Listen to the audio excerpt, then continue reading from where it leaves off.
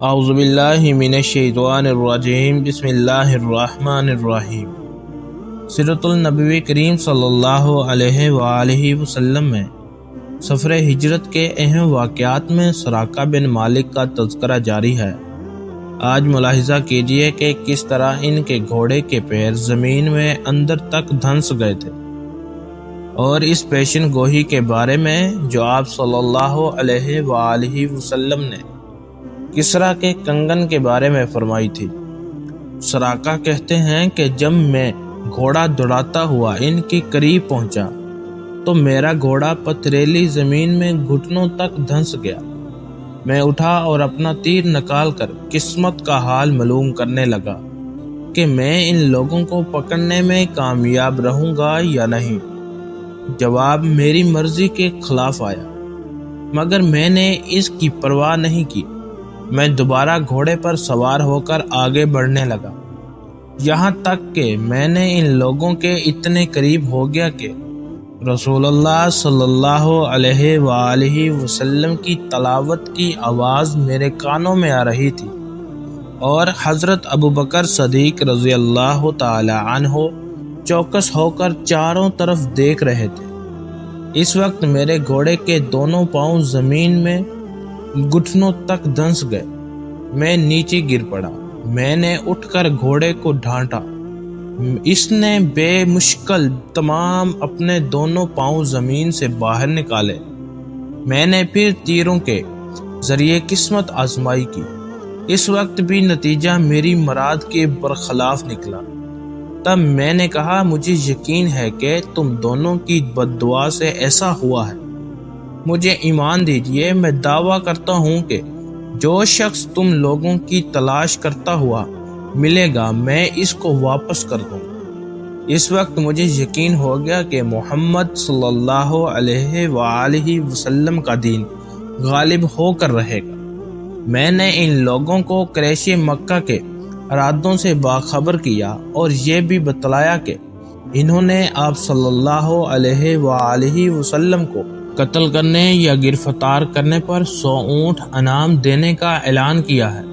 جو زیادہ راہ میرے پاس تھا وہ میں نے ان لوگوں کے سامنے رکھ دیا اور درخواست کی کہ وہ اسے لے لیں، مگر انہوں نے میری کوئی چیز قبول نہیں کی، البتہ اتنا کہہ کہ وہ ان لوگوں کے متعلق کسی اور کو کچھ نہ بتلائے۔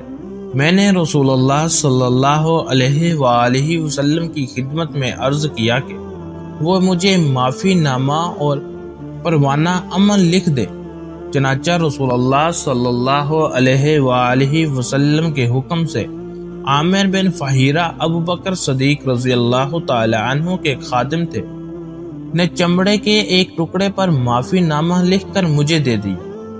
بعض روایتوں میں آتا ہے کہ اس موقع پر سرکار دو عالم صلی اللہ علیہ وآلہ وسلم نے سراقہ بن مالک سے یہ بھی ارشاد فرمایا کہ اے سراقہ، اس وقت تمہیں کیسا لگے گا جب تم کسریٰ کے دونوں کنگن اپنے ہاتھ میں پہنو گے؟ سراقہ نے پوچھا، کسریٰ بن ہرمز؟ آپ صلی اللہ علیہ وآلہ وسلم نے فرمایا، ہاں۔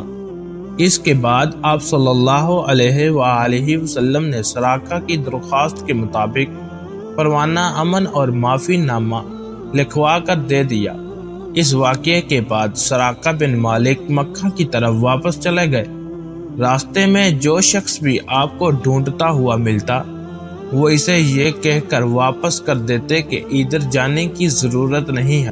میں دیکھ آیا ہوں، احادیث کی کتابوں میں ہے کہ سراقہ نے وہ معافی نامہ محفوظ رکھا اور اسے لے کر سرکار دو عالم صلی اللہ علیہ وآلہ وسلم کی خدمت میں اس وقت حاضر ہوئے جب آپ صلی اللہ علیہ وآلہ وسلم طائف سے لوٹے ہوئے جرانہ کے مقام پر تشریف فرما تھے۔ آپ صلی اللہ علیہ وآلہ وسلم نے ان سے فرمایا، یہ دن وفائے عہد کا دن ہے اور خیر خواہی کا دن ہے، قریب آ جاؤ۔ سراقہ قریب آئے اور مشرب با اسلام ہو گئے۔ سراقہ کے لیے سرکار دو عالم صلی اللہ علیہ وآلہ وسلم کی یہ پیشن گوئی کی کہ تم ایک دن کسریٰ کے کنگن پہنو گے۔ حضرت عمر فاروق رضی اللہ تعالی عنہ کے عہد خلافت میں وہ پیشن گوئی پوری ہوئی۔ چنانچہ جب حجم فتح ہوا اور کسریٰ کے زیورات مال غنیمت کے طور پر مدینہ منورہ لائے گئے اور مسجد نبوی صلی اللہ علیہ وآلہ وسلم میں حضرت عمر فاروق رضی اللہ تعالی عنہ کے سامنے ڈال دیے گئے تو آپ رضی اللہ تعالی عنہ نے سراقہ کو طلب کیا۔ جب سراقہ آ گئے، حضرت عمر فاروق رضی اللہ تعالی عنہ نے یہ کہہ کر کسریٰ کے کنگن ان کی طرف بڑھا دیے۔ اللہ اکبر! کتنی عظیم ہے وہ ذات جس نے کسریٰ کے کنگن اتار کر ایک دیہاتی سراقہ کے ہاتھوں میں ڈال دی۔ نبی کریم صلی اللہ علیہ وآلہ وسلم نے آج سے 1400 صدیاں قبل، جب ذرائع آمد و رفت اور مواصلات انتہائی نایاب تھے، دنیا بھر کی اقوام کو اسلام کا پیغام بھیج دیا۔ حق کا پیغام سن کر ہر شخص اپنی قسمت کا مقدر کے مطابق جواب دیتا ہے۔ کوئی اللہ کے غضب کو دعوت دیتا ہے اور کوئی تو ان کی رحمت کے سائے میں پناہ لے لیتا ہے۔ یہ سب اپنے اپنے نصیب کی بات ہے۔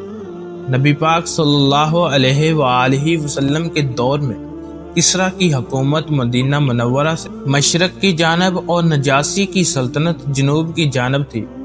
ان کے نام مکتوبات نبوی اور ان کے جواب میں ان دونوں کا رد عمل بڑا سبق آموز ہے۔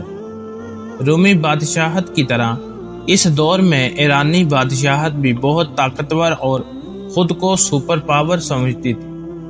روم و ایران سب سے طاقتور حکومتیں تھیں۔ ہر کلو کسرے روم تھا، جبکہ خسرو پرویز اس زمانے میں ایران کا ایک بادشاہ تھا۔ آپ صلی اللہ علیہ وآلہ وسلم نے ان کے نام جو خط لکھا، اس میں متن سرخ المحواب میں امام زرقانی نے جو محفوظ کیا ہے، محمد اللہ کے رسول صلی اللہ علیہ وآلہ وسلم کی طرف سے کسریٰ حاکم فارس کے نام اسلام اس شخص پر جو ہدایت کی پیروی کرے اور اللہ تبارک و تعالی اور اس کے رسول صلی اللہ علیہ وآلہ وسلم پر ایمان لائے اور اس کی بات کی گواہی دے کہ اللہ تبارک و تعالی کے سوا کوئی معبود نہیں، وہ یکتا ہے، کوئی ان کا شریک نہیں، اور یہ کہ محمد صلی اللہ علیہ وآلہ وسلم ان کے بندے اور رسول ہیں۔ میں تجھے اللہ عز و جل کے حکم کے مطابق دعوت اسلام دیتا ہوں، اس لیے کہ میں تمام لوگوں کی طرف اللہ کا رسول ہوں، تاکہ جو لوگ زندہ ہوں انہیں اللہ تعالیٰ سے ڈراؤں اور کفر پر اللہ تعالیٰ کی حجت بات پوری ہو جائے۔ اسلام لے آؤ، سلامت رہو گے، ورنہ تمام مجسوس کے اسلام نہ لانے کا گناہ تجھ پر ہوگا۔ ایران کا کسریٰ رومی کیسر کا مد مقابل تھا، مگر وہ کیسر روم کے برعکس بہت کسیلا تھا، مشتعل مزاج، خود سر اور انتہائی گدیل انسان تھا۔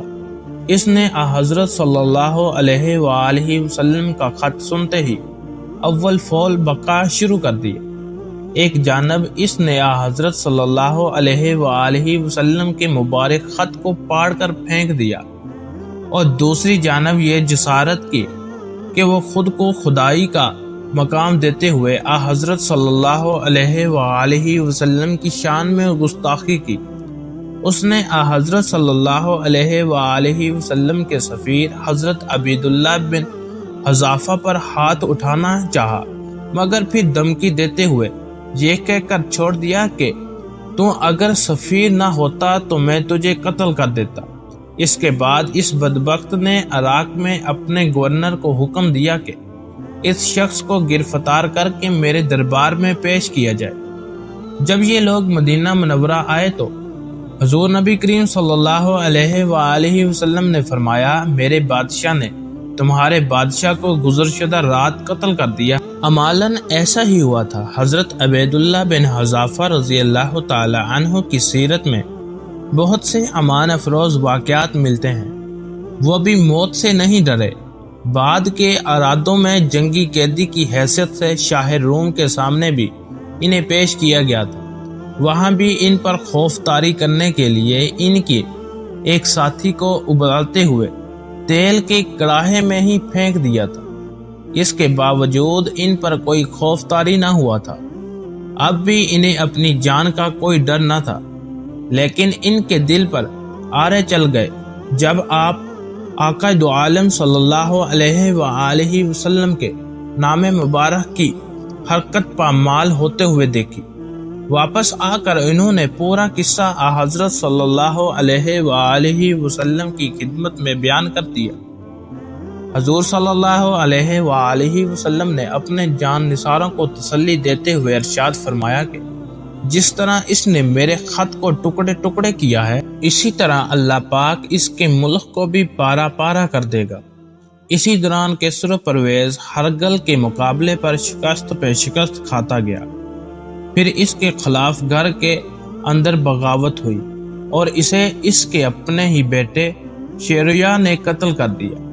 گستاخ رسول صلی اللہ علیہ وآلہ وسلم تو اپنے انجام کو جلدی ہی پہنچ گیا، مگر اس کے وسیع عریض بادشاہت کے بھی ٹکڑے یوں ہوئے کہ حضرت عمر رضی اللہ تعالی عنہ اور حضرت عثمان غنی رضی اللہ تعالی عنہ کے دور خلافت میں اسلامی فوجوں کے سامنے فارس کے تمام قلعے اور شہر یکے بعد دیگر شکست سے دو چار ہوتے چلے گئے۔ حالانکہ خلافت عثمانیہ میں آخری کسرا زردگرد بھی مارا گیا اور حضرت صلی اللہ علیہ وآلہ وسلم کی ایک نئی بلکہ کئی پیشن گوئیاں پوری ہو گئی۔ آپ صلی اللہ علیہ وآلہ وسلم نے یہ بھی فرمایا تھا کہ ایک کسرا ہلاک ہو جائے گا اور اس کے بعد کوئی کسرا تخت نشین نہیں ہوگا۔ تاریخ گواہ ہے کہ یزدگرد کے بعد کوئی کسرا تاریخ میں کبھی نظر نہیں آیا۔ دنیا کے تاجداروں کی تاجدار ختم نبوت صلی اللہ علیہ وآلہ وسلم کے سامنے کیا حیثیت ہے۔ آپ صلی اللہ علیہ وآلہ وسلم کے جو گستاخ آج بھی شرع نگی حرکت کرتے رہتے ہیں، ان سب کا انجام بھی انتہائی ذلت امیز اور عبرت ناک ہو۔ آمین یا رب العالمین۔ اللہ تبارک و تعالیٰ سے دعا ہے کہ اللہ تعالیٰ ہمیں حضور صلی اللہ علیہ وآلہ وسلم سے بے پناہ محبت عطا فرمائے اور حضور صلی اللہ علیہ وآلہ